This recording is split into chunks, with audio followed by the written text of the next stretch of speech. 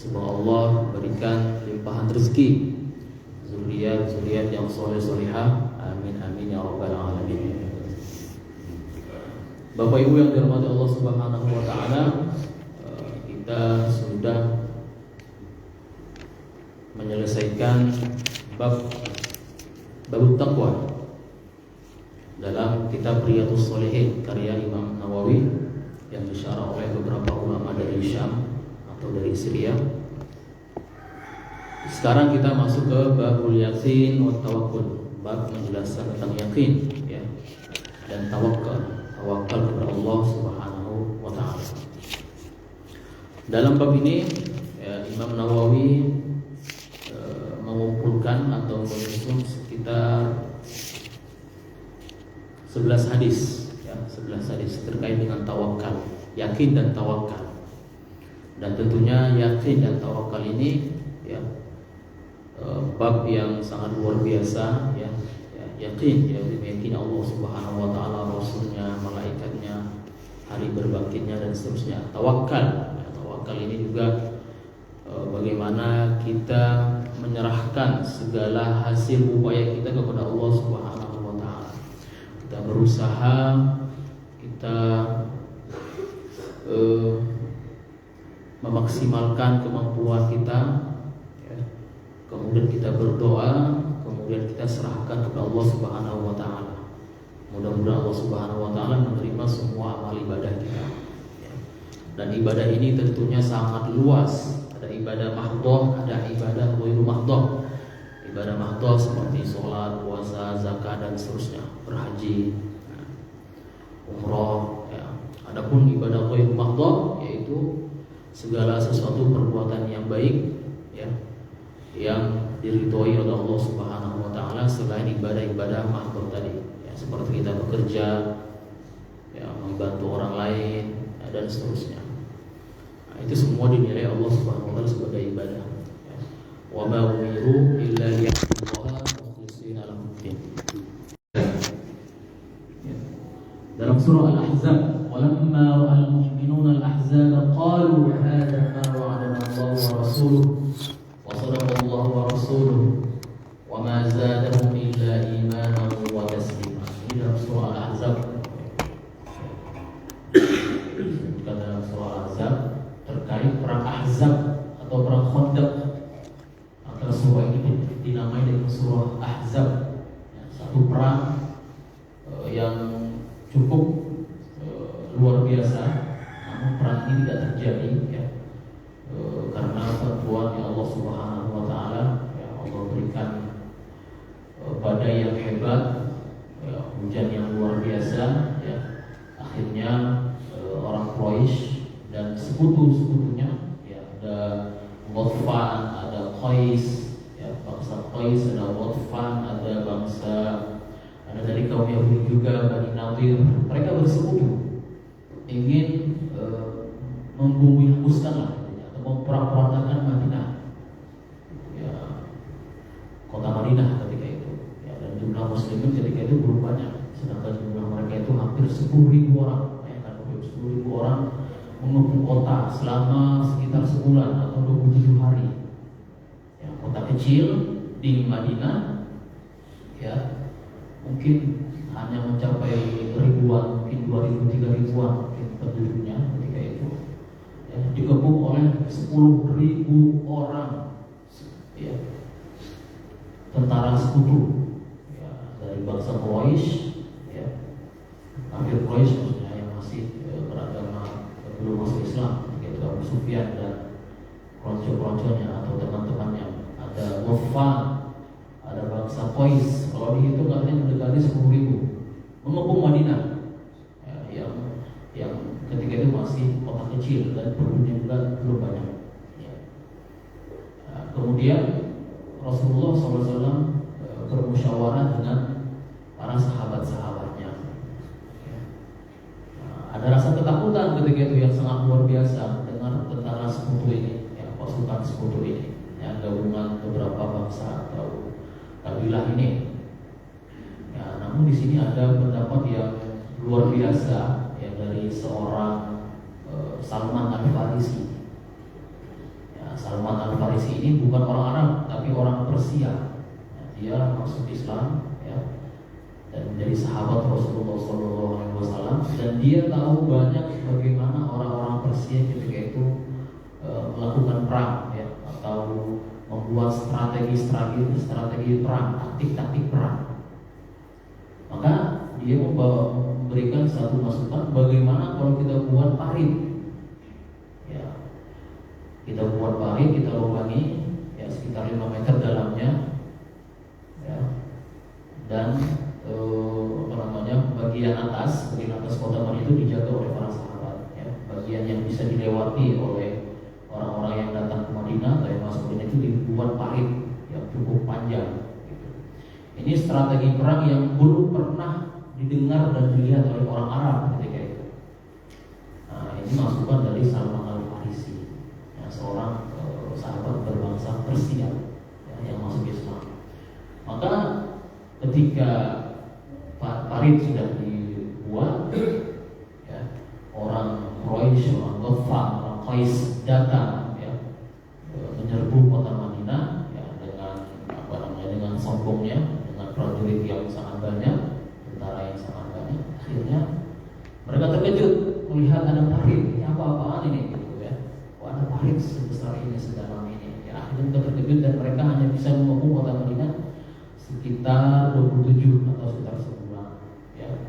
Akhirnya Allah Subhanahu wa taala menceritakan dalam surah Al-Ahzab ya, wa zulzilu zilzalan syadida ya, Allah berikan badai yang petir, badai ya, sampai mereka kedinginan ya. Akhirnya mereka pulang ya, ke Makkah ya, ke daerah mereka masing-masing. Ini pertolongan Allah yang sangat luar biasa. Namun Rasulullah SAW tetap mengambil asbab, tetap berusaha, berupaya mengumpulkan para sahabat untuk mengusir atau menangkis serangan daripada orang-orang sekutu tadi. Ya, bukan berdiam diri saja, ibaratnya berdoa saja, mencinta. Rasulullah mengumpulkan seluruh sahabat cari solusi ya, dari kepungan bangsa Quraisy dan sekutu-sekutunya tadi. Itu tawakal tadi Bapak Ibu. Nah, jadi ketika sudah berusaha cari solusi, kemudian berusaha semaksimal mungkin, baru kita berdoa, bertawakal kepada Allah Subhanahu wa taala. Ini tawakal yang benar ya, setelah kita berupaya semaksimal mungkin. Maka ini disebutkan dalam surah Al-Ahzab ya, berapa ya? 420. Kalau wazul zilzalan syadida itu di pengakhir surah Al-Ahzab ya, sekitar 427 atau 29. Ketika orang mukmin melihat Ahzab tadi, ya, sekutu tadi, ya, kumpulan antara sekutu tadi, mereka mengatakan hada ma wa'adana Allah wa rasuluh. Inilah yang Allah janjikan kepada kita dan Rasul janjikan kepada kita. Wa sadaqallahu wa rasuluh, dan maha benar Allah Subhanahu wa taala Rasulnya. Wa ma zadahum illa imanan wa taslima. Ketika mereka melihat tentara sekutu tadi, ya, iman mereka bertambah, ya, iman mereka bertambah, kedudukan atau Islam mereka juga bertambah ya, keyakinan mereka Allah Subhanahu wa taala bertambah. Mungkin kalau bangsa lain digabung dengan jumlah 10.000 berbanding mungkin 3.000 atau 4.000, mungkin akan takut ya, akan menyerah mungkin ya, mengibarkan bendera putih mungkin ya. Tapi orang muslim tidak, mereka berupaya semaksimal mungkin hingga pertolongan Allah itu datang ya. Begitu juga dengan ayat yang selanjutnya, alladzina qala lahumun nasu innan nasa qad jama'u lakum fakhshawhum fazadahum imanan wa qala sallallahu alaihi wa sallam. Ini di surah Ali Imran pula ya, terkait perang Uhud ya, setelah perang Uhud ya, ini ketika mereka orang-orang kafir Quraisy ingin mengepung atau menyerbu orang-orang muslim ketika itu ya, Abu Sufyan dan pengikut-pengikutnya. Pada jama'u lakum, mereka telah berkumpul, fakhshawhum, takutilah mereka, fazadahum imanan. Nah, justru orang muslim itu bertambah besar keimanannya. Dan mereka mengatakan wa qalu hasbunallahu wa ni'mal wakil. Mereka mengatakan cukuplah Allah Subhanahu wa taala, dan sebaik-baik wakil, sebaik-baik tempat kita kembali itu adalah Allah Subhanahu wa taala. Ini yang sering disebutkan oleh para ulama-ulama, para saudara-saudara kita ketika atau kita juga ketika mendapat cobaan. Ya. Kalau kita lihat di Palestina itu mereka melihat di Gaza sana, mereka melihat anak mereka meninggal, saudara-saudara mereka meninggal. Hasbunallahu wa ni'mal wakil. Hasbunallahu wa ni'mal wakil. Ini disunahkan dibaca Bapak Ibu ya. Dan ini disebut dalam ayat Al-Quran juga beberapa kali ya. Hasbunallahu wa ni'mal wakil. Nabi Ibrahim diriwayatkan ketika dibakar hidup-hidup oleh Raja Namrud, beliau mengatakan hasbunallahu wa ni'mal wakil. Cukuplah Allah Subhanahu wa taala sebagai pembelaku. Cukuplah Allah Subhanahu wa taala sebagai wakilku ya. Sebagai tempat kembaliku, sebagai tempat naunganku. Ya. Nah, mereka mengatakan wa qalu hasbunallahu wa ni'mal wakil. Kemudian fa qalabu bi ni'matin minallahi wa fadlin lam yansasum su'u wa tabawu Allah. Dan para sahabat itu kembali ke Madinah ya dengan tenang ya. Mereka tidak jadi diserbu oleh orang kafir Quraisy karena Allah memberikan rasa takut di hati orang-orang Quraisy tadi. Ya, mereka pulang dengan nikmat, dengan fadl ya, dengan karunia, dengan nikmat Allah Subhanahu wa taala. Lam yamsashum su'. Mereka tidak tersakiti, tidak terbunuh ya. Dan akhirnya mereka pulang dengan aman ke kota Madinah. Kemudian ada lagi ayat wa tawakkal 'alal hayyil ladzi la yamut. Ya. Bertawakkallah kepada Allah Subhanahu wa taala yang mana Allah Subhanahu kekal ya, tidak mati. Wa 'alallahi falyatawakkalul mu'minun, dan hanya kepada Allah Subhanahu wa taala orang-orang mukmin bertawakal. Ya, bukan kepada manusia. Bukan mengharap kepada manusia. Bukan mengharap kepada makhluk. Ya, tapi hanya kepada Allah Subhanahu wa taala kita bertawakal. Iyyaka na'budu wa iyyaka nasta'in. Hanya kepada Allah kami menyembah dan hanya pertolongan. Kemudian ada lagi ayat fa idza azamta fatawakkal 'ala Allah.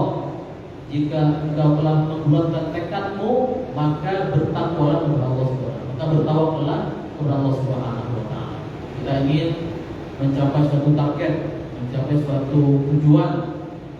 Kita sudah niatkan target atau niat kita itu, maka kita tawakal 'ala Allah. Kita bertawakal kepada Allah, berusaha dan bertawakal kepada Allah Subhanahu wa taala. Dan ayat-ayat yang berkaitan dengan tawakal ini sangat banyak sekali dalam Al-Qur'an. Banyak sekali, ini hanya beberapa saja yang disebutkan oleh Imam An-Nawawi. Wa may yatawakkal 'ala Allahi fa huwa hasbuh. Barang siapa yang bertawakal kepada Allah Subhanahu wa taala, maka Allah akan mencukupinya. Allah akan mencukupi. Allah berikan dia kecukupan. Dia tidak perlu lagi meminta-minta kepada orang lain. Dia tidak perlu lagi berharap kepada makhluk. Ya, karena dia sudah bertawakal kepada Allah Subhanahu wa taala. Kemudian Allah Subhanahu wa taala berfirman juga, innamal mu'minuna alladzina idza dzukirallahu wajilat qulubuhum. Sesungguhnya orang-orang mukmin itu ketika disebutkan nama Allah Subhanahu wa taala bergetar hati mereka. Ya, bergetar ketika disebutkan nama Allah Subhanahu wa taala. Bukti tauhid, bukti akidah yang kuat yang tertanam dalam hati mereka. Wa idza tuliyat 'alaihim ayatuhu zadatuhum imanan. Dan ketika dibacakan ayat-ayat Al-Quran, iman mereka bertambah. Bahkan diriwayatkan para sahabat ketika dibacakan ayat Al-Quran mereka menangis tersebut. Mentadabburi, menghayati ayat-ayat yang dibaca oleh saudara-saudaranya atau teman-temannya atau sahabat-sahabat yang lain. Wa 'ala rabbihim yatawakkalun, dan hanya kepada Allah Subhanahu wa taala, hanya kepada Tuhan mereka ya, yatawakkalun, mereka bertawakal. Itu beberapa ayat yang berkaitan dengan bab yakin dan tawakal. Bismillahirrahmanirrahim. Sekarang kita masuk ke hadisnya. Ini hadisnya lumayan panjang. Nanti Al-Fatihah dibacakan langsung diartikan saja supaya tidak berulang-ulang gitu ya. Hadis pertama ya diriwayatkan dari Ibnu Abbas radhiyallahu anhu. Ya, diriwayatkan dari Ibnu Abbas, seorang sahabat junior yang sangat jenius ya, yang hidup setelah Rasulullah SAW cukup lama dan dikenal sebagai bapak tafsir. Maka mayoritas riwayat-riwayat tafsir yang diriwayatkan dari sahabat itu adalah berasal dari sahabat Ibnu Abbas radhiyallahu anhu, keponakan Rasulullah SAW, anak paman Rasulullah SAW. Rasulullah pernah berdoa, Allahumma 'allimhu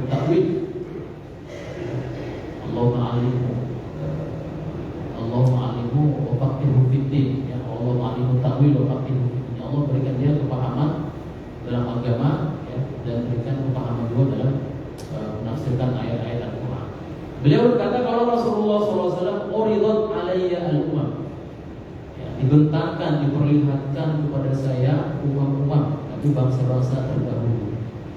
Ya, ini di sini mimpi Rasulullah SAW. Ini Rasulullah SAW bermimpi ketika itu. Faraitu nabiyya wa ma'ahu ar-ruhait. Saya melihat seorang nabi bersama beberapa orang, bersama rombongannya. Itu yang pertama Rasulullah lihat.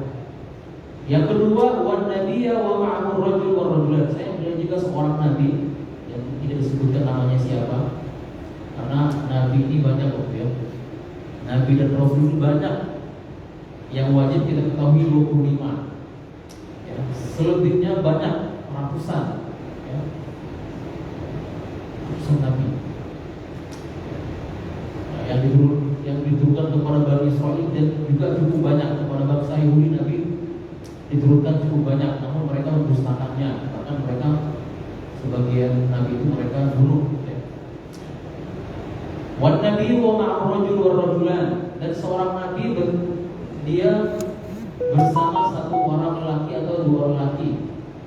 Dan saya juga, kata Rasulullah SAW, melihat seorang Nabi tidak bersama siapa-siapa, tidak ada pengikutnya, ya, tidak ada rombongannya.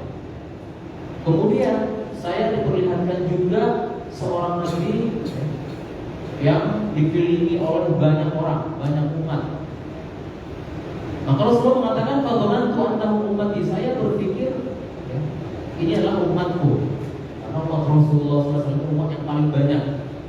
Jika umat-umat sebelumnya diturunkan hanya untuk satu bangsa, satu kaum, maka Rasulullah SAW diturunkan untuk ya, semua kaum, semua bangsa, ya, sampai hari kiamat. Ya. Arab non Arab. Ya. Faqila li hadza Musa wa qaumuh. Ini ya, Nabi yang bersama banyak orang ini, bersama banyak pengikut adalah Nabi Musa dan kaumnya. Kemudian Rasulullah disuruh untuk melihat ke satu arah. Walakin yanzuru ilal ufuq fa nadartu fa idza sawwan azim. Maka Rasulullah disuruh melihat satu arah, ya. Maka Rasulullah melihat kumpulan manusia yang cukup banyak lagi. Kemudian dikatakan lagi, lihat ke arah lain, unzur ilal ufuqil akhar. Kemudian Rasulullah juga melihat jumlah manusia, jumlah umat yang cukup banyak. Maka dikatakan kepada Rasulullah, hadhihi ummatuka wa ma'ahum sab'una alfan yadkhulul jannata bighairi hisabin wala 'adab. Ini adalah umatmu yang tadi, yang rombongan yang banyak tadi. Ada 70.000 orang yang masuk surga dari umatmu wahai Rasul tanpa hisab dan tanpa azab. Masya Allah, ya. Mudah-mudahan kita termasuk ini, ya, termasuk umat Rasulullah yang masuk surga tanpa hisab, tanpa azab. Mudah-mudahan amin ya rabbal alamin. Kemudian Rasulullah SAW nahadha, yang berdiri atau bangkit. Maka Rasulullah masuk ke rumahnya. Faqala an-nasu bi ulaika alladziina yadkhuluna al-jannata bila hisab wala 'adab. Maka orang-orang ketika itu bertanya, siapa yang masuk surga tanpa hisab dan tanpa azab tadi? Maka sebagian mereka mengatakan, qala ba'duhum fala'allahum alladziina sahibu Rasulullah SAW. Bisa jadi mereka yang masuk surga tanpa azab, tanpa hisab ternyata sahabat-sahabat Rasulullah SAW yang membersamai dakwah Rasulullah SAW dan yang bertemu dan beriman kepada Rasulullah SAW. Kemudian ada lagi yang mengatakan, fala'allahum alladziina wulidu fil islami falam yusyriku billah. Bisa jadi yang tanpa azab, tanpa hisab itu adalah orang-orang yang dilahirkan dalam keadaan Islam, bapak ibunya sudah Muslim. Kemudian mereka mengatakan beberapa hal lagi yang selain yang disebutkan tadi. Kemudian Rasulullah SAW ya, menemui mereka. Ya, kemudian Rasulullah bersabda. Jadi tadi ketika mereka mendengarkan ada sekelompok umat sekitar 70.000 orang, Bapak Ibu yang dirahmati Allah Subhanahu Wa Taala, ya, banyak dalam hadis disebutkan 70, 700, 7.000. Ini sebagian ulama berpendapat ini bukan persis 70.000 orang. Ya, ini mengindikasikan banyak sekali maksudnya. Ya. bukan harus 70.000 orang pas gitu ya. Yang 70.000 bisa jadi 100.000 bahkan jutaan ya, karena umat Nabi Muhammad ini ya kalau dihitung dari zamannya Nabi sampai sekarang mungkin sudah lebih dari berapa M ya, mungkin berpuluh-puluh M. Sudah 1445 tahun ya setelah hijrahnya Rasulullah SAW. Jadi tidak persis harus 70.000, tidak, bisa lebih malah ya. Orang Arab sering mengatakan 70, 700, 70.000 itu untuk mengatakan sesuatu hal yang sangat banyak ya. Tidak mesti harus 70 atau 70.000 dan seterusnya. Kemudian ketika para sahabat tadi itu berdialog, berdiskusi ya, saling tanya, saling jawab, mungkin yang ini, mungkin yang itu, yang masuk surga tanpa hisab tanpa azab itu mungkin sahabat, mungkin anak-anak sahabat, mungkin orang-orang yang lain. Maka Rasulullah keluar dari rumahnya dan Rasulullah mengatakan orang-orang yang masuk surga tanpa hisab tanpa azab itu adalah humul ladzina la yaqul wa la yastaqul. Mereka itulah orang-orang yang tidak diruqyah dan tidak minta diruqyah. Nanti kita jelaskan ruqyah yang boleh dan ruqyah yang tidak boleh ya. Wala yatatayyarun, dan mereka tidak bersifat pesimis. Nanti juga akan kita jelaskan apa pesimis yang masuk oleh Rasulullah SAW ini ya. Wa ala rabbihim yatawakkalun, dan mereka semata-mata bertawakal hanya kepada Allah Subhanahu wa taala. Nah, ini kenapa dimasukkan ke dalam bab tawakal. Ya. Kemudian saya singkat gitu ya, biar dalam ini. Kemudian Ukasyah mengatakan, ya seorang sahabat mengatakan, ya Rasulullah, doakanlah saya supaya masuk dari golongan yang engkau sebutkan tadi. Maka Rasulullah mengatakan, kamu termasuk dari yang saya sebutkan tadi ya, tanpa azab dan hisab. Kemudian ada lagi seorang laki-laki mengatakan, ya Allah, ya Rasulullah, doakanlah saya supaya masuk dalam kelompok yang engkau sebutkan tadi ya. Dan doa Rasulullah ini Bapak Ibu doa yang mustajab ya, doa yang mustajab yang diterima oleh Allah Subhanahu wa taala. Nah, jadi di sini disebutkan ada beberapa kriteria, ada beberapa orang yang tidak diazab dan tidak dihisab dan langsung masuk surga. Yang pertama, humul ladzina la yaqul, mereka tidak diruqyah dan la yastaqul, tidak meminta diruqyah. Tidak diruqyah dan tidak meminta diruqyah ini adalah ruqyah yang berlawanan dengan Islam atau yang bertentangan dengan Islam, Bapak Ibu ya. Karena ruqyah ini sendiri ya kadang-kadang diselewengkan, Bapak Ibu ya. Kadang-kadang diselewengkan. Saya pernah diminta tolong oleh teman saya untuk mensyakal, memberikan harokat ya, dan mengartikan satu ayat-ayat Al-Quran, hadis sholawat Nabi ya, ada sekitar 2 halaman lah, disodorkan ke saya. Ustaz atau Rio, tolong ini disyakali, diharokatin ya, diberikan harokatnya. Kemudian kalau bisa tolong diberikan artinya ya, ditranslate. Saya baca dari awal sampai akhir, Bapak Ibu, itu banyak ayat-ayat, banyak sholawat ya, tidak ada masalah. Tapi ternyata di bawah ada sekitar setengah baris, itu saya tidak paham artinya, dan bukan juga dari bahasa Arab ya, saya tidak paham ya, saya cari juga di kamus-kamus juga saya tidak paham. Memang ganjil kata-kata itu ya. Kalau bagus saya ya, prediksi saya ini mantra yang ditujukan kepada mungkin jin-jin tertentu. Jadi dari awal itu ayat Al-Quran, hadis-hadis ya, di bawah sedikit ada ditujukan kepada seseorang ya, kepada jin atau Allah alam. Ini kita harus hati-hati Bapak Ibu ya. Jadi kalau kita minta ruqyah, ada yang mengatakan saya bisa mengobati dan segala macam ya, kita harus hati-hati. Kita harus cek dan recheck, cross check ya. Ya, benar nggak apa yang beliau bacakan tadi ya. Karena kadang-kadang dari awal sampai akhir itu benar ya, saya cek isinya ayat Al-Quran, selawat-selawat, pujian-pujian, tapi di bawah itu ternyata diselewengkan. Ya, maka di sini dia mencampurkan yang hak dan yang batil. Kita yang tidak tahu akhirnya jatuh kepada kebatilan. Dan di sini juga kita jelaskan bahwa perdukunan dalam artian ada orang yang mengatakan saya tahu hal-hal yang gaib, saya mengetahui di mana kunci mobil Anda, saya tahu di mana duit Anda. Sekarang yang hilang itu Bapak Ibu ya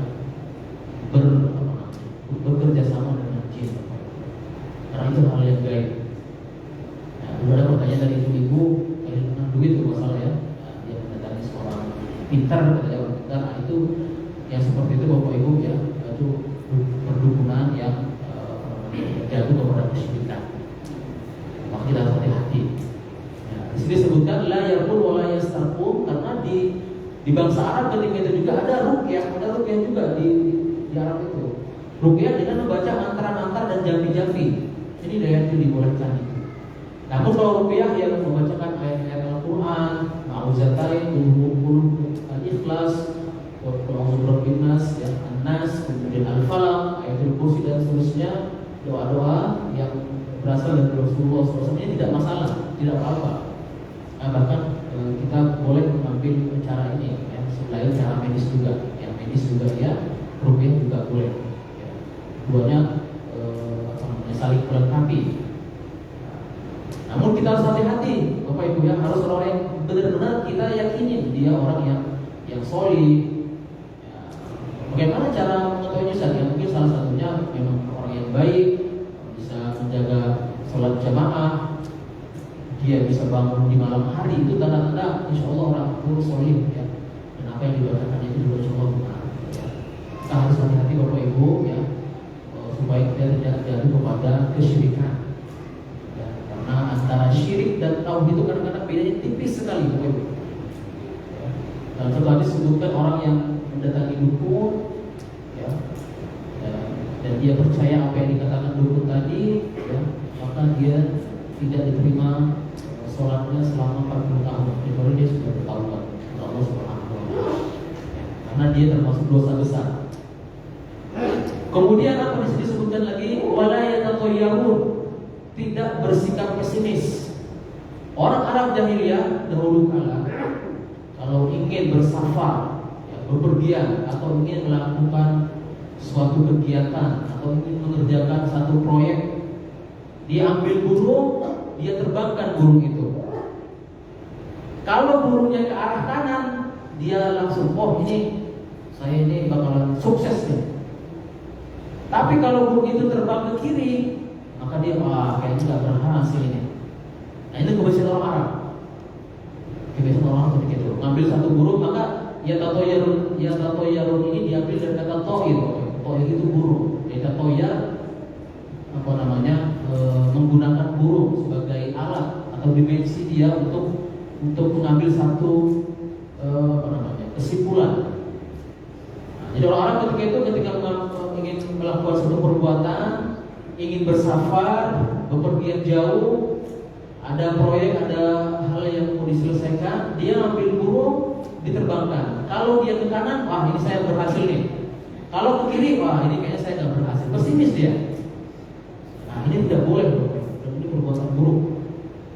Ya. Dan mendekati syirik juga. Karena apa? Meyakini sesuatu yang belum terjadi. Bagaimana kalau di zaman sekarang, adakah yang mirip dari Ustaz? Ada yang mirip juga. Kadang-kadang kita menganggap satu bulan tertentu itu bulan sial. Itu tidak boleh Bapak. Bahkan di zaman dahulu seperti itu. Ada sekelompok orang Arab mengatakan bulan Safar ini bulan sial. Jadi mereka menganggap ya hal-hal yang ada di bulan Safar itu ya sial semua. Menganggap sial, tidak boleh. Aku kalau mau lihat sebulan ini aku sial terus, tidak boleh. Aku kalau jumpa Bapak ini saya kok sial loh, tidak boleh begitu. Aku kalau ketemu tanggal ini sial terus. Ini tanggal sial buat saya, tanggal 11, 12 ini tanggal sial buat saya, tidak boleh. Bisa jatuh kepada yang dilarang oleh Rasulullah SAW ini. Jadi yang tatoyar atau tasya'um itu menganggap sial ketemu orang, menganggap sial ketika ketemu hari-hari tertentu atau bulan-bulan tertentu tidak boleh. Sama seperti orang Arab menganggap sial ya ketika dia menerbangkan burung tadi. Seharusnya seorang muslim apa? Harus tafa'ul, harus optimis, tidak pesimis.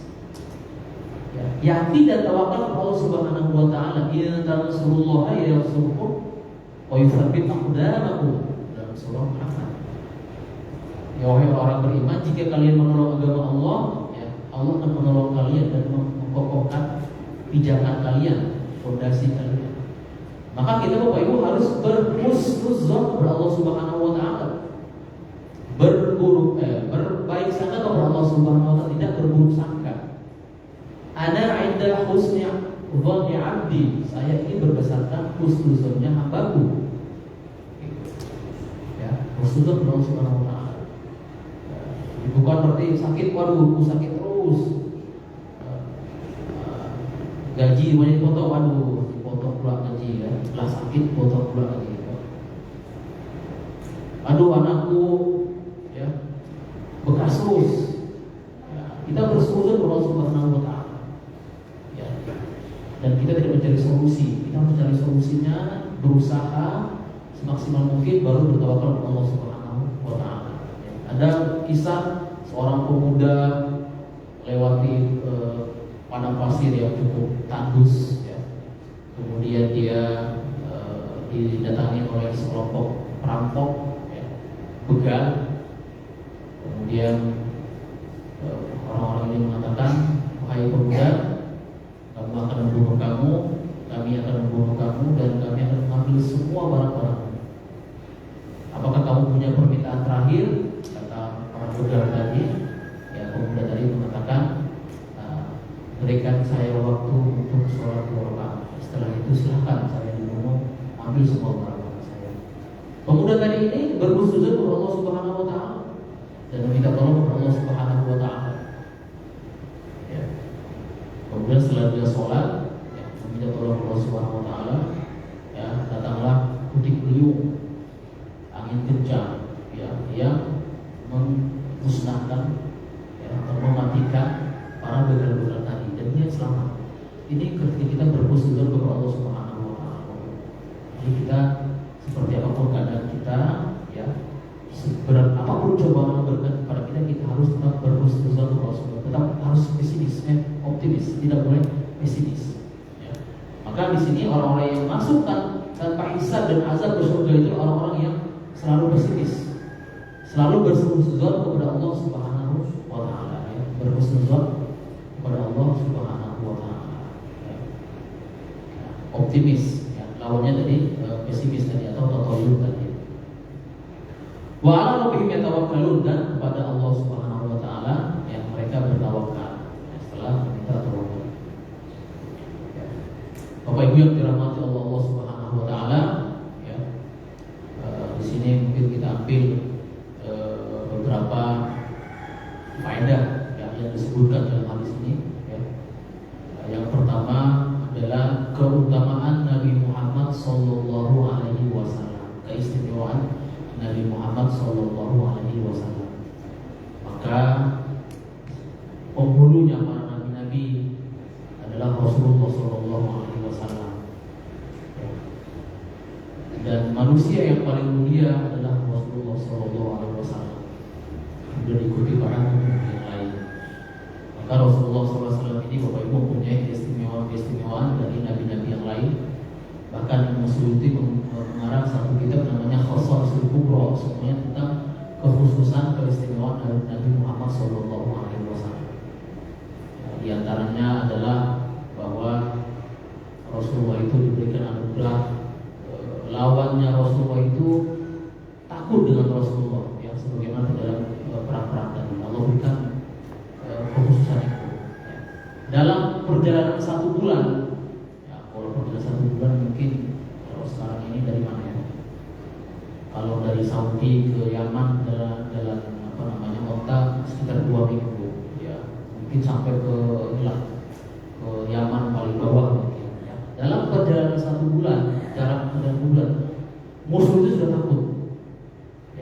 Itu salah satu peristiwa Rasulullah SAW. Dan keistimewaan Rasulullah SAW ya. Wajah yang paling ganteng itu Rasulullah SAW. Setengahnya kegantengan lah kalau kita bilang, ketampanannya makhluk ini diberikan kepada Rasulullah SAW. Maka sahabat itu sampai kadang-kadang tidak sanggup melihatnya, saking indahnya wajah Rasulullah SAW. Ya. Sebagian kecilnya lagi ada yang mengatakan seperempat kepada Nabi Yusuf. Seperempatnya kita bagi-bagi. Kita bagi-bagi dari zaman Nabi Adam sampai akhir zaman. Nah, itu. Maka ada kitab namanya Bapak Ibu ya, sangat bagus sekali, namanya kitab Syama'il Muhammadiyah. Kitab Syama'il Muhammadiyah ini berisi bagaimana karakteristik Rasulullah SAW dari segi fisiknya, cara duduknya, cara minumnya, sangat lengkap. Ada terjemahannya sekarang. Bentuk fisiknya seperti apa, putihnya, warna kulitnya putih kemerah-merahan, ya. Ya, tidak terlalu tinggi, tidak terlalu pendek, tapi kalau kelihatan lebih tinggi, dan segala seterusnya. Ya. Rasulullah, ya, mukjizat-mukjizat juga sebagiannya ya. Sahabat berwudu dari tangannya Rasulullah ya, dari tangan Rasulullah keluar air, masih banyak. Ya. Mukjizat-mukjizat dan keistimewaan Rasulullah Sallallahu Alaihi Wasallam. Kemudian Bapak Ibu yang dirahmati Allah Subhanahu Wa Taala, disebutkan tadi dibentangkan, diperlihatkan kepada Rasulullah bangsa-bangsa itu, katanya disebutkan ya ini kemungkinan terjadi dalam mimpi, dan mimpinya para Rasul itu hak benar, bukan seperti mimpi-mimpi kita. Kalau mimpi kita bisa benar bisa tidak. Salah satu mimpi kita yang benar itu adalah ketika kita tidur dalam keadaan berwudu membaca Quran. Itu insya Allah bisa jadi mimpi kita benar. Tapi seringkali mimpi kita itu berasal dari jin, bisa jadi. Lihat iklan, ada promo mobil baru, promo awal tahun, promo diskon 50%. Wah, kapan bisa beli mobil ya? Sebelum tidur nih, tertidur, masih tidur menit. Dalam tidurnya mimpi naik mobil itu, mobil baru diskon tadi. Nah, ini bisa jadi dari tadi.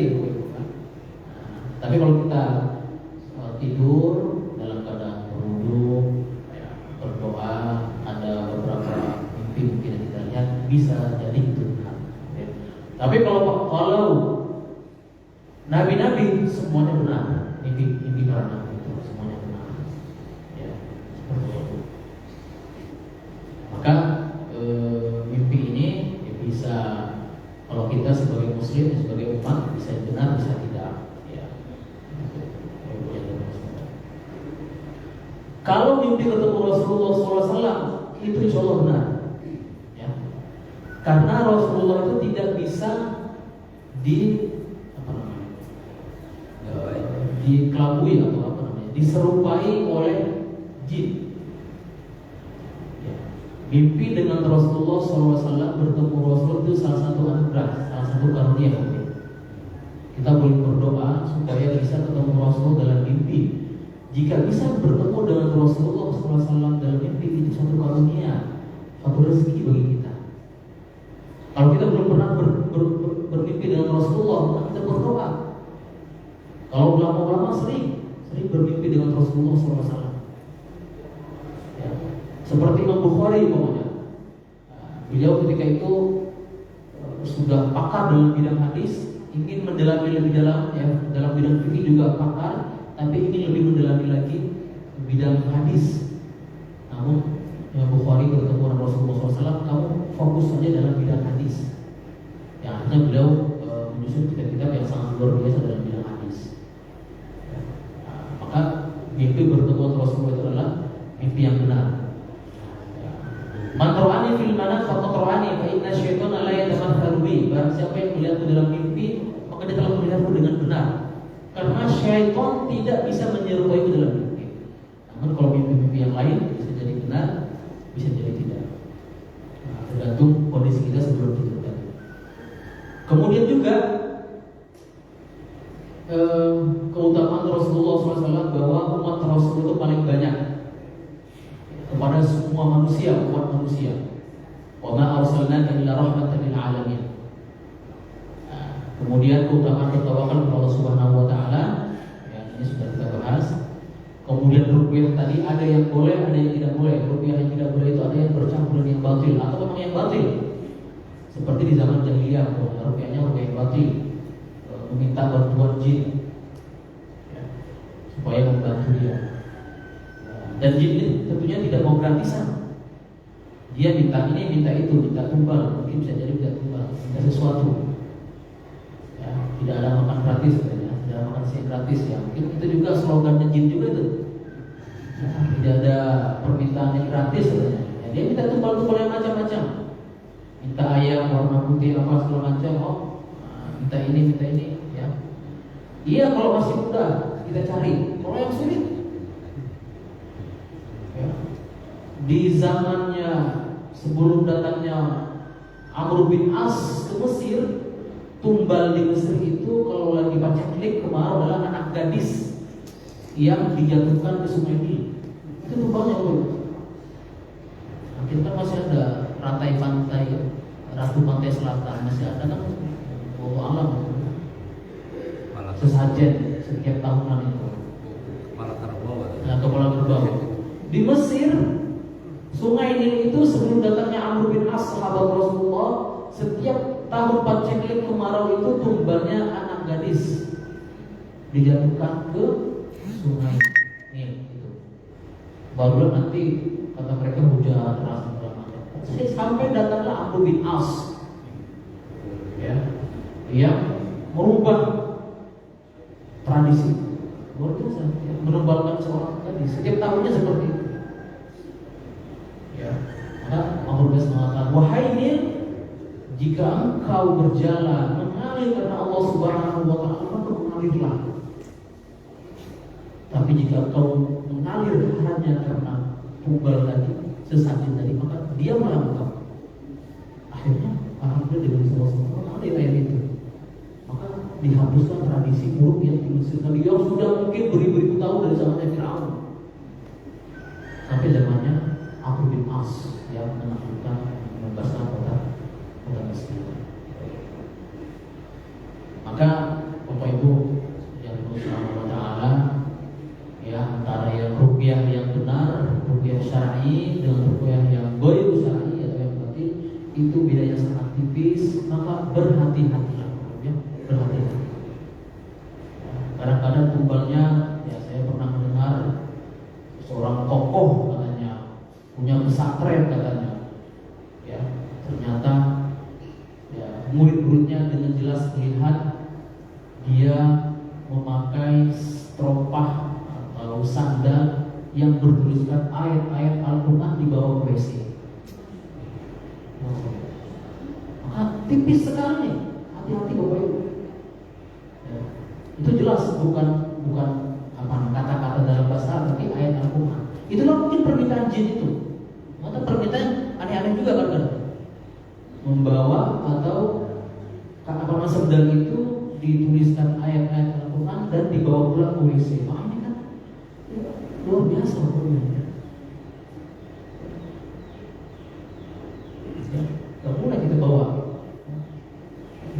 ayat Al-Quran ke tempat-tempat yang ada najisnya, seperti tempat kandang kuda, kandang apa, gak boleh. Kita harus menempatkan ayat-ayat Al-Quran di tempat yang suci.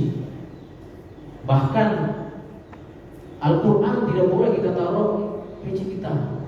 Bahkan buku pun tidak boleh sebagai penghormatan pada Al-Quran. Kalau ada Al-Quran, buku-buku kita Al-Quran ada susunan buku-buku dengan Al-Quran, namanya Al-Quran. Kita taruh Al-Quran yang paling atas sebagai bentuk penghormatan kita kepada Al-Quran. Itu Bapak Ibu yang semua kita hati-hati terkait ruqyah-ruqyah ini, ya, supaya tidak terjerumus kepada kesyirikan. Karena tadi sangat tipis sekali bedanya. Kadang dari ayat-ayat itu semuanya benar, tapi ada kadang jampi-jampi mantra-mantra di ujung ayat itu yang menjatuhkan kita kepada kesyirikan. Wallahu a'lam bishawab. Mohon maaf kalau kita kurang mengucapkan, beberapa kali minta ampun dan mungkin tidak buka jika ada pertanyaan dari Ibu. Pak.